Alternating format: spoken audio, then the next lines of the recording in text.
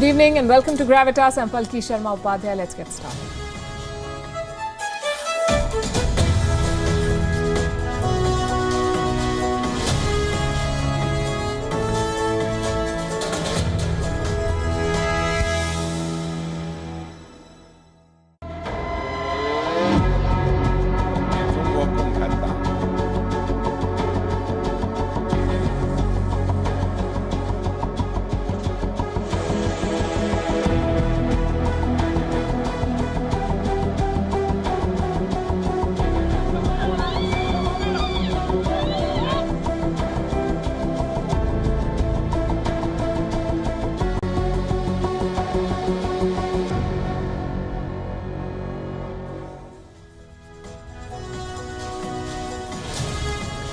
The Chinese president has been given a promotion today.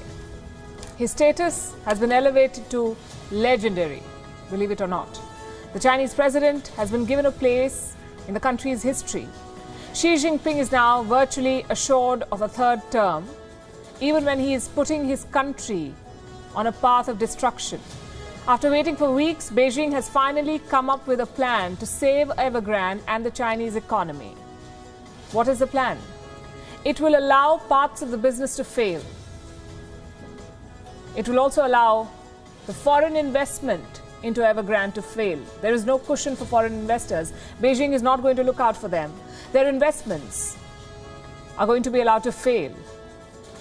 Xinomics, Xi Jinping's economics, is now driving foreign investors out of China. After losing billions, they're turning to India as their preferred investment destination. Then why are China's elite still rewarding President Xi? On Gravitas tonight, we'll tell you what's happening in China. We begin as always with Gravitas Global Headlines. After 4 days of closed-door talks, top CCP leaders have given the green light to President Xi Jinping's historic resolution, cementing his legacy in Chinese history. The Indian government said it has taken note of reports on China's construction of a village inside Indian territory. India has neither accepted such illegal occupation of our territory, nor has it accepted the unjustified Chinese claims. Foreign Ministry says China has carried out construction and illegally occupied areas near the border for many years, which India does not accept. The Troika Plus meeting saw representatives from the United States, China, Russia, Pakistan and the acting foreign minister of Afghanistan gathering in Pakistan to hold discussions on the collapsing economy of Afghanistan. Pakistan Foreign Minister Shah Mahmood Qureshi said that there are shared concerns over Afghanistan, but also the need for shared responsibility.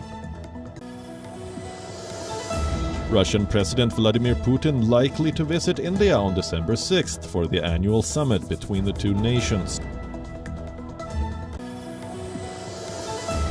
Sudan's main civilian political coalition has rejected any negotiation with the military and demanded a return to pre-coup conditions in its first press conference since the military takeover on October 25th. US President Joe Biden has vowed to tackle inflation in the country head-on after government data showed it had reached a 30-year peak last month. The US Justice Department sued Uber over allegations of overcharging disabled passengers and asked a federal court to order compliance with an anti-discrimination law. The lawsuit targets an April 2016 Uber policy of charging passengers wait time fees, saying blind people or users of wheelchairs or walkers need more than 2 minutes to get into an Uber. For the first time since the pandemic started, Germany's COVID infections exceeded 50,000 new cases for the last 24 hours, as several of the worst-hit states introduced new restrictions aimed at non-vaccinated people. Karolina Pliskova has kick-started her 5th WTA Tour Finals campaign with a battling 3-set victory over fellow former world number 1 Garbiñe Muguruza. The Czech dropped the first set and squandered 3 match points in the decider before closing out a 4-6, 6-2, 7-6 win. Estonia's Anett Kontaveit stunned second seed and French Open champion Barbara Krejcikova 6-3, 6-4 in the other match in this group. Former Liverpool and England captain Steven Gerrard has been appointed as the new manager of Premier League club Aston Villa. The 41-year-old has signed a 3.5-year contract and replaces Dean Smith, who was sacked on Sunday after a run of 5 straight defeats. Gerrard joins from Scottish champions Rangers, who he led to their first league title in 10 years last season.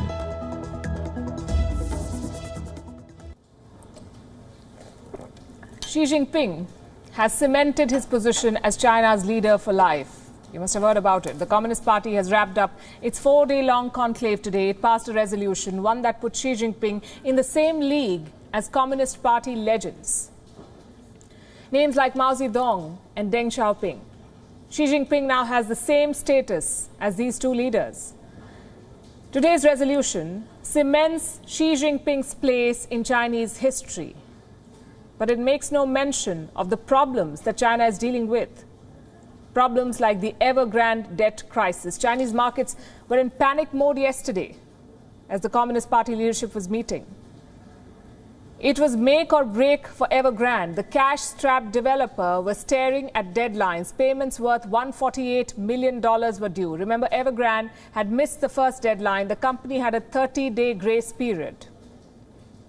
Then we got a flash. It said Evergrande officially defaulted. The announcement came from a German firm called DMSA. DMSA is a foreign investor of Evergrande.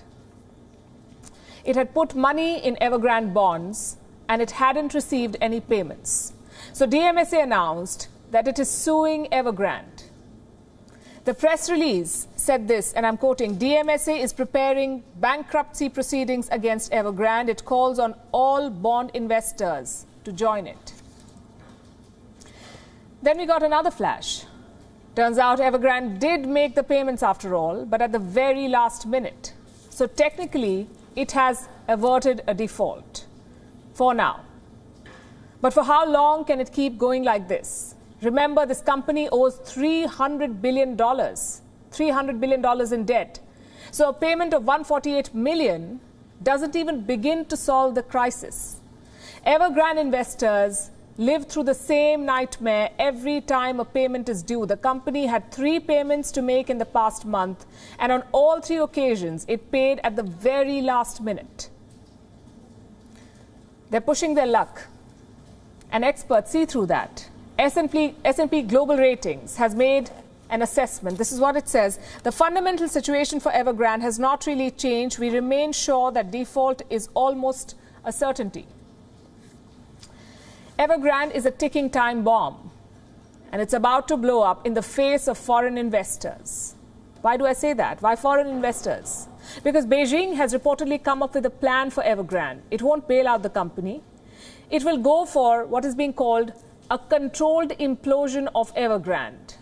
What does that mean? What is a controlled implosion? It basically means that the company will be allowed to fail in parts. It will be allowed to fail gradually. Some assets will be sold off, some will be allowed to fail. Home buyers and businesses, the ones involved in Evergrande projects, will be protected. The damage to them is going to be limited. But what about foreign investors? There is no cushion for them. They're on their own. Going by this report, looking out for foreign investors is not a priority for Beijing. China doesn't care for them. So they could lose money. China's priority is the Communist Party and its interests. And Evergrande is critical to that. The financial health of Evergrande is directly linked to China's domestic stability. Listen to this. Evergrande owes money to 171 domestic banks in China. In other words, if this company fails, it hits 171 domestic banks in China. Also 1.5 million Chinese people. That's how many people have bought homes with Evergrande. Their deposits are at stake. Their life savings are at stake. And these homes are yet to be built. If Evergrande fails to deliver, can you imagine the kind of social unrest that is going to follow? Let me show you a trailer. When news about Evergrande broke, there were massive protests in China. We showed you these images then. Angry homeowners and investors reached Evergrande headquarters. They barged in and they demanded their money back. A woman even tried to commit suicide there. That's how desperate these people are. This crisis could explode. The Communist Party is paranoid. It is obsessed with internal security and stability. It wants to avoid major protests at any cost. So it will protect the investors at home and not bother about the investors overseas. Remember, Evergrande is the most indebted developer in the world. $300 billion is no joke. And if this is Beijing's plan for Evergrande, what will it do when other real estate companies fail? It's a question of when, not if. And where does this leave foreign investors in China? Consider this estimate. In the next 2 months, China's property companies have to pay back $40 billion to foreign investors, 40 billion. From the looks of it, they're heading for a default. Chinese developers are not making money now. Fewer people are buying apartments, property valuations are falling. So just like Evergrande, other Chinese developers will struggle and default. And Beijing would let that happen. By now, foreign investors should know better. They have already suffered major losses in China thanks to the policies of President Xi. His wide-ranging crackdowns have led to losses worth billions. Let me show you this report from July. American investors have lost $400 billion. Why? Because the Chinese president ordered a crackdown on Chinese companies. The result was this: stocks of Chinese companies listed on US exchanges were hammered. You might remember the crackdown on the education sector in China when China banned private tutoring apps from profiting. That one order alone led to losses worth $12 billion. Whose money was this? American and European investment banks. They're the ones who lost money. Some investors have realized that China is now a risky investment destination. So they're putting their money into Indian companies.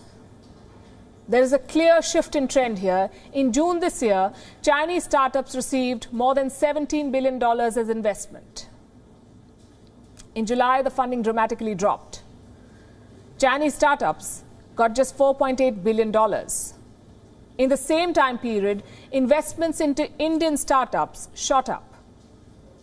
In June, they received $1.6 billion. In July, nearly $8 billion. For the first time since 2013, the value of venture deal investments in India was more than China. What does this tell you?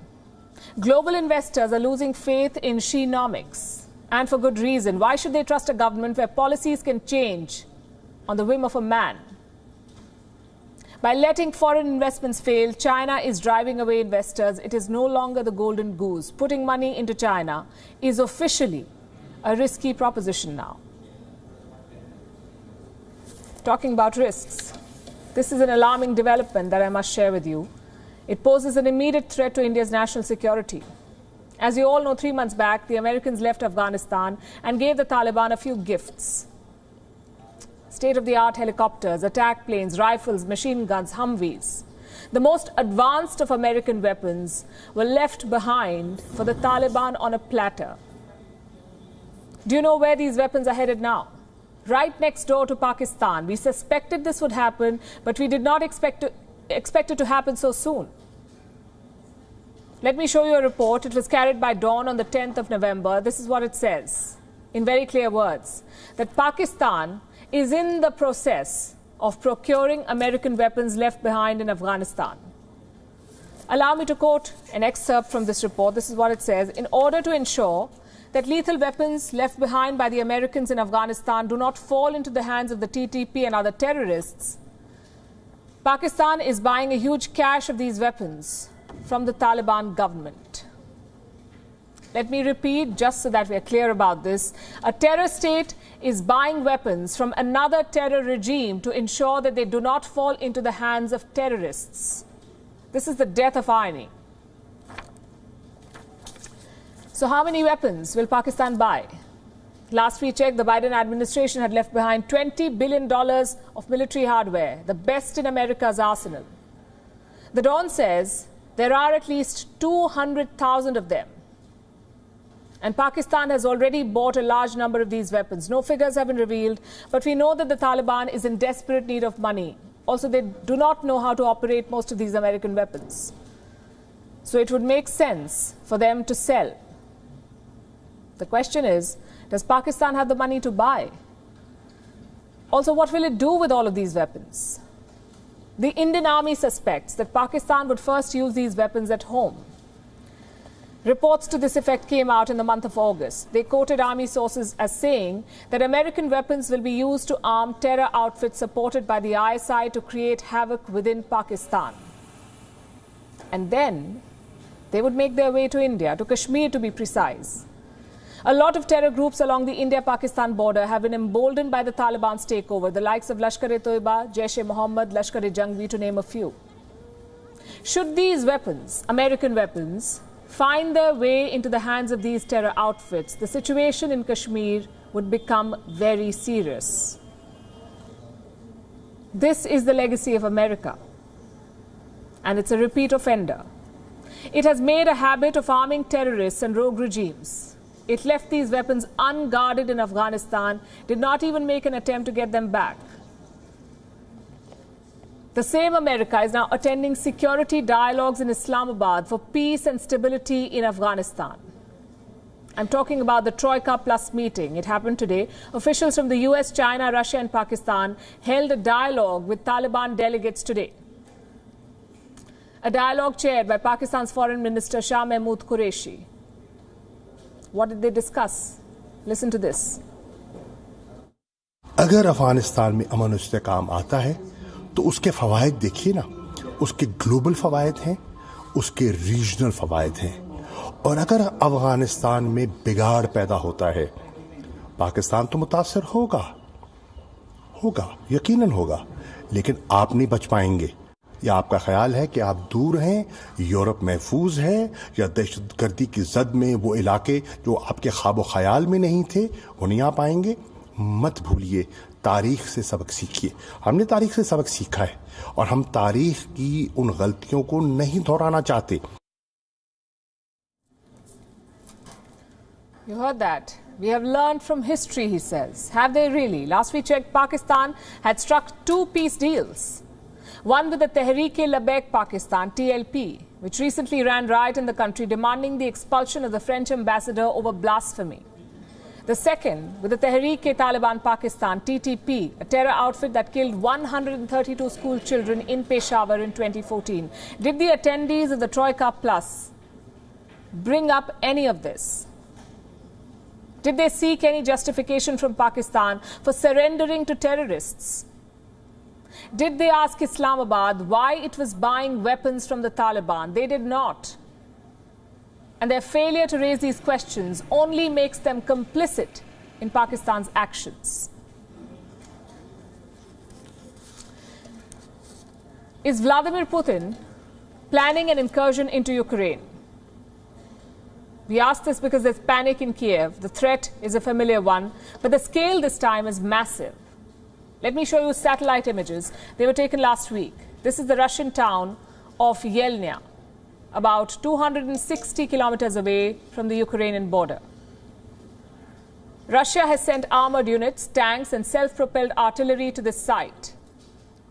It has also sent 90,000 soldiers, 90,000 Russian soldiers, or so Ukraine claims. Kiev also says that Russian soldiers have been conducting drills in the region. After the above-mentioned command and personnel drills were over, units and divisions of the 41st Army remained in the European part of Russia, next to the town of Yelna in Smolensk region at a distance of about 260 kilometers from the Ukrainian state border. It should be noted that the Russian Federation periodically resorts to the practice of transferring and accumulating military units in order to maintain tensions in the region and put political pressure on neighboring states. Russia has stationed highly trained soldiers near Ukraine. Reports say Moscow has sent the first Guards tank army to Yelnya. Now, this is a highly specialized force. It can conduct a range of operations from counterinsurgency to mechanized warfare. They're well equipped. Usually, Russia gives any new weapons it has to the first Guards tank army first. And now this force has been deployed against Ukraine. Tells you how serious the situation is. Ukraine is doubling its deployments near the border, but that's not going to be enough. It has also sought America's support now. Officials from Kiev paid a visit to Washington, D.C. They met with U.S. Secretary of State Antony Blinken. The Biden administration has expressed concern. The United States says it will come to Ukraine's defense if Russia escalates the situation. We don't have clarity into Moscow's intentions, but we do know its playbook. The United States' commitment to Ukraine's independence, sovereignty, territorial integrity is ironclad. And that's something that I said again to Dmytro today. It's a position that will not change. We stand with Ukraine. The U.S. says it stands with Ukraine, but it's on the back foot, because the U.S. also admits that it doesn't know what Putin wants. America's European partners are not going to like the sound of this, because even Europe is struggling to decode Putin. The European Union faces its own challenges with Russia. This battle is over energy. Russia has been accused of holding back natural gas supplies, and this is hurting Europe. Russia is Europe's main supplier. The region gets over 30% of its gas from Russia. Already, gas prices are at a record high.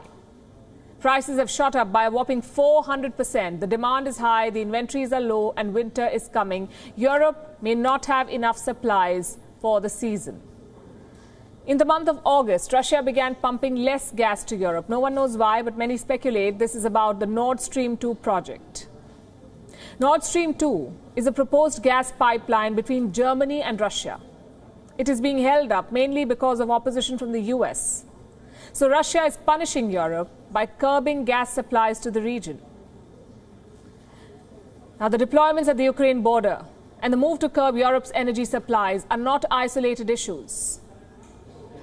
Vladimir Putin is essentially and clearly testing the West.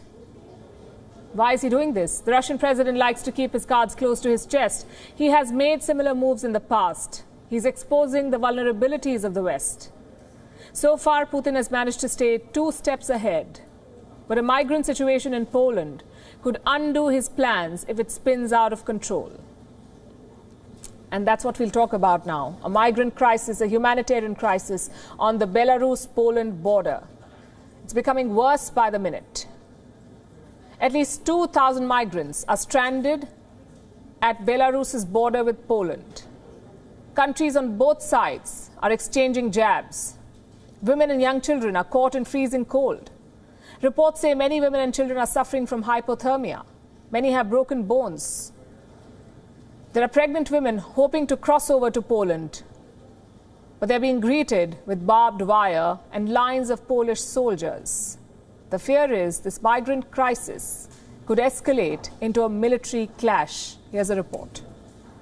Then Belarus police come, border guards come, followed us, and then they catch us, take an ease. We took an ease like this.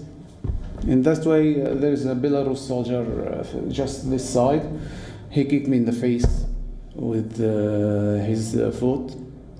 So I passed off about a couple minutes. Broke my nose and broke a bone in here, and my eyes are swollen like that. Meet Yusuf Atalla. He was born in Syria. His story, like you heard, is not a happy one. Yusuf spent days in forests, nights going hungry. He was assaulted by the Belarusian border police. Yusuf risked his life just so that his story could take a happier turn. Today, Yusuf is speaking to us from Białystok, Poland. He has successfully fled Syria, reached Europe, and is now living under the safe roof of a migrant center. But many have not been able to complete this journey. Less than a 15-minute ride away from Białystok is Poland's border with Belarus.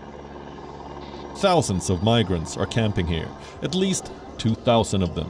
They have come from across the world, West Asia, Afghanistan, even Belarus. They have risked their lives by setting out on this perilous journey, and they are now waiting to cross over to their final destination. This barbed wire separates Belarus from the rest of Europe. On one side are migrants looking for refuge. On the other are Polish forces tasked with not letting the refugees in, no matter what it takes. Poland police use a spray for my eyes. He don't let me go inside. I don't eat here country. I don't eat here country. Please help. Many children in this camp are younger than this boy. They are spending their days sandwiched between opposing forces, with Russian bombers roaming in the skies above.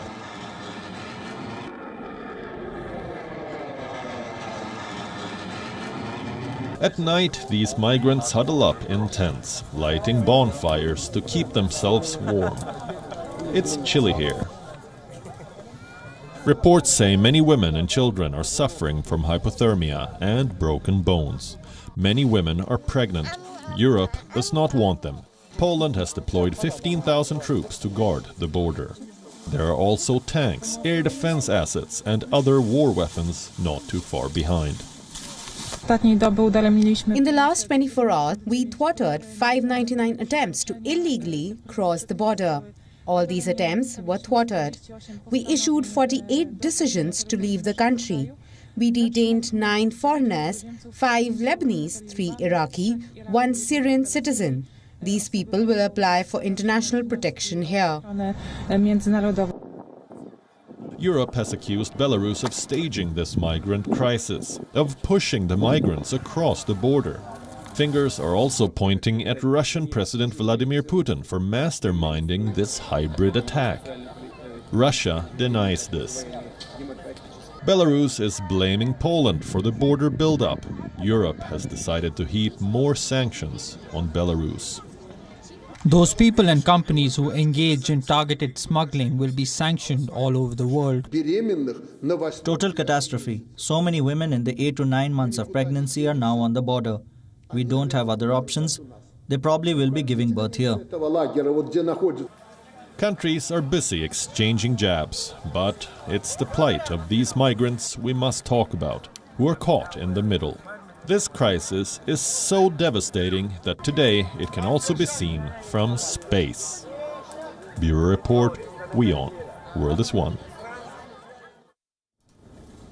Let's now talk about Apple, the world's largest tech company. It has bowed to the will of the Chinese regime. The CEO of Apple says he has a responsibility to do business with everyone, including China. He has a responsibility, he says. And this is despite the fact that Apple's supply chains in China have repeatedly been flagged for human rights violations. Apple is putting business above people. That's hardly surprising. Just more proof of the hypocrisy of big tech.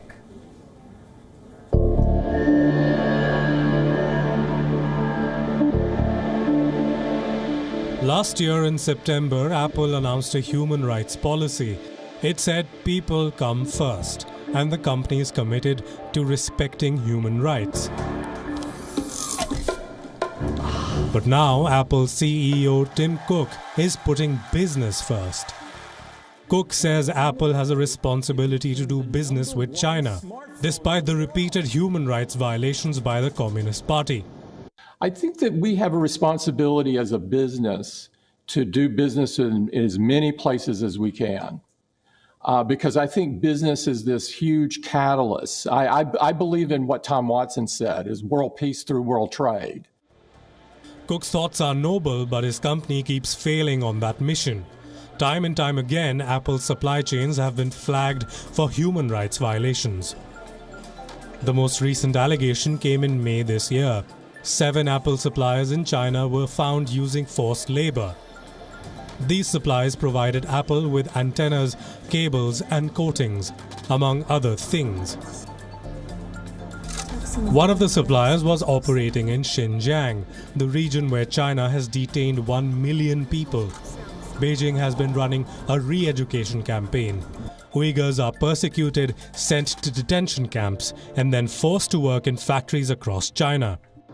In the past, hundreds of them ended up working for Apple suppliers. O-Film Technology was one of these suppliers that employed such workers. It made selfie cameras for the iPhone 8 and iPhone 10. O-Film hired Uyghurs to make such smartphone components. In 2017, it shipped 700 Uyghurs from Xinjiang to Shaanxi. This was just before Tim Cook visited O-Film for a survey. The Apple CEO showered praises on the company. Cook said O-Film had a humane approach towards employees. He asserted that workers had opportunities of growth at O-Film and they live happily. But once O-Film's connection with Xinjiang came out, Apple quietly deleted Tim Cook's statement from its website. Apple's human rights policy was a response to these revelations, but the company continues to rely on Chinese suppliers despite their tainted reputations. By staying in business with them, Apple is making a compromise, making its human rights policy not worth the paper it's printed on. Bureau Report, WION World is One. Now I want to bring your attention to Ethiopia, where horror has become an everyday reality for many women. They've become victims of the ongoing civil war between the government and rebel forces from Tigray, both sides committing war crimes. They're using rape as a tool of war. The testimonies of the rape survivors are chilling. What's worse, there is little to no condemnation from global bodies. Let this report be a wake-up call about the plight of Ethiopian women. Ethiopia is in a state of turmoil. The only country in Africa to have never been colonized is suffering from a brutal civil war. On one side is the Tigray People's Liberation Front, a paramilitary group that once ruled the country. On the other is the Ethiopian government, run by Abiy Ahmed's Prosperity Party.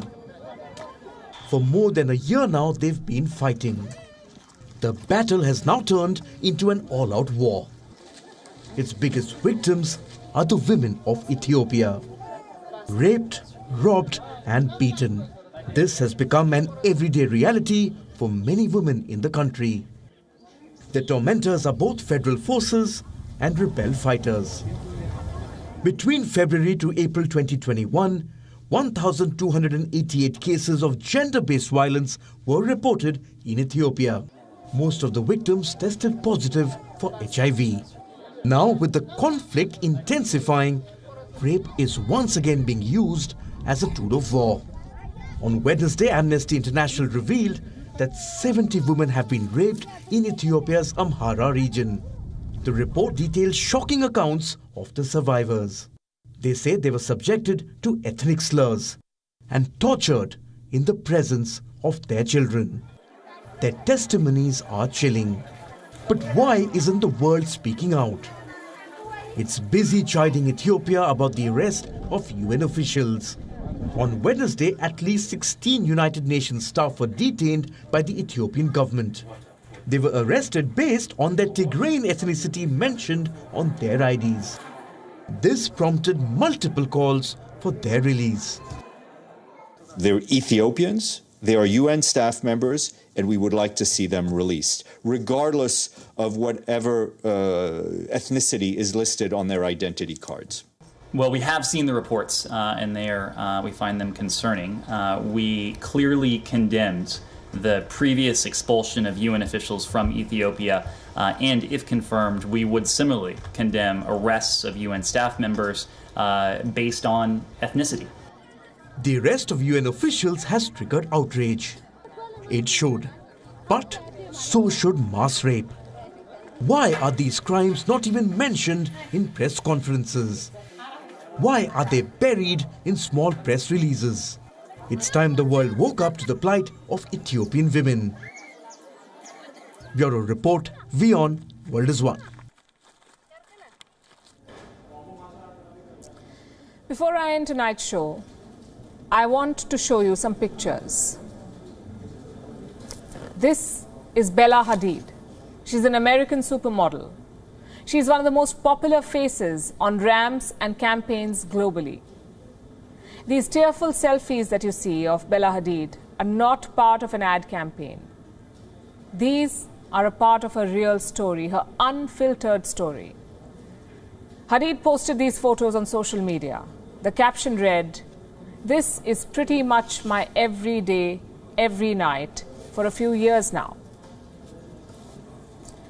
This was Bella Hadid opening up about her mental health struggles. This supermodel, the one you see on your screen, has over 47 million Instagram followers, 47 million. And these photos were her way of sending out a message to these 47 million people. She writes, and I'm quoting, "People forget that everyone is basically feeling the same way, lost, confused, not really sure where they are, why they're here." Bella Hadid is all of 25. The world has seen her on red carpets looking absolutely glamorous and stunning. The world has seen her picture-perfect posts online. But this side of her flushed selfies, her tear-filled eyes, this is new. Bella Hadid says it was becoming harder for her to not share her truth with the world. She says she's had numerous breakdowns, burnouts, and this is her, the real her. Social media is not real, she says.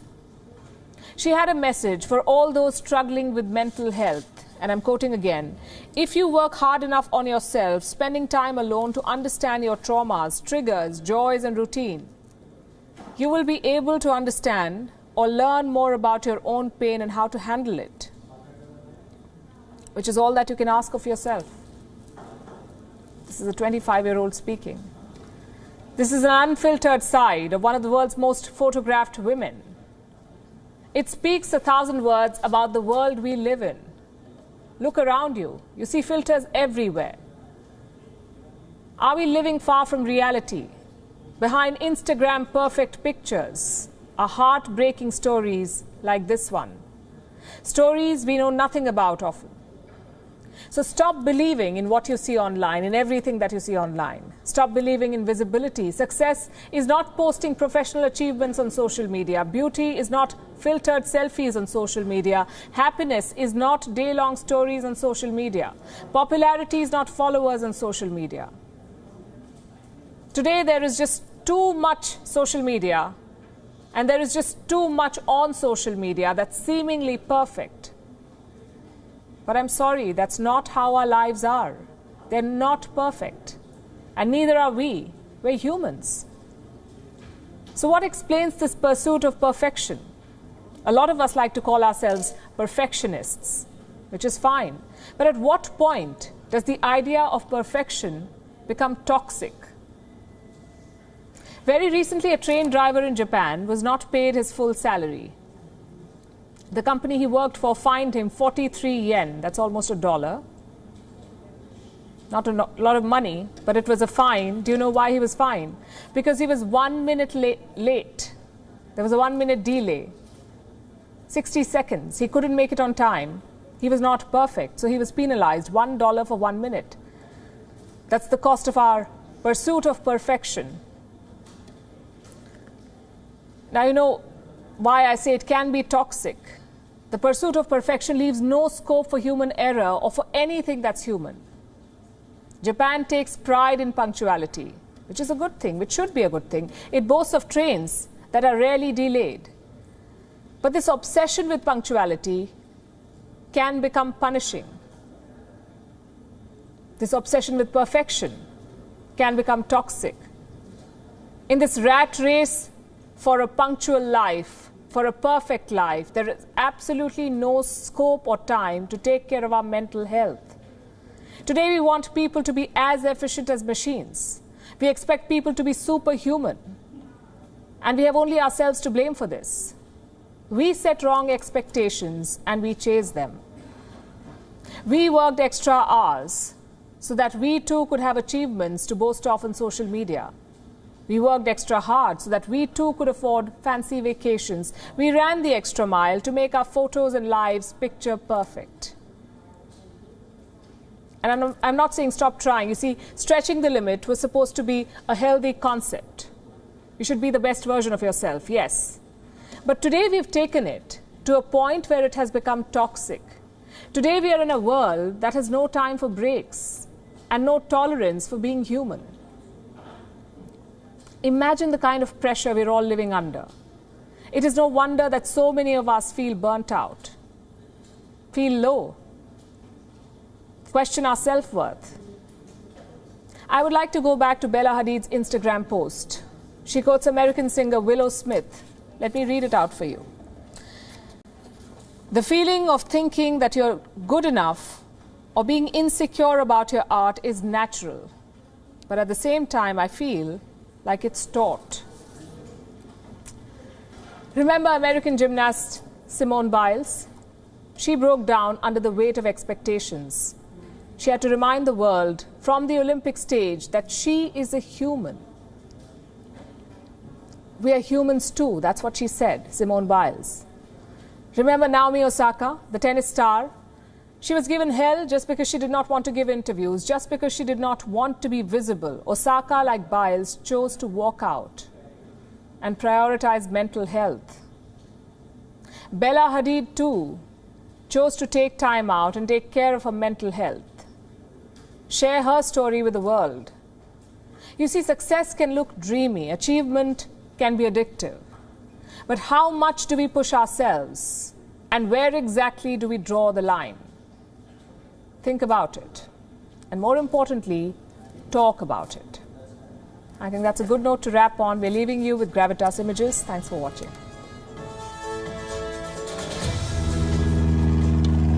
Salut Bruno, salut l'équipe. Petite dédicace en direct à 2500 mètres d'altitude. On va essayer de respecter le contrat. Direction les 3637 mètres pour le Téléthon. Ouais, Karina, t'es où là?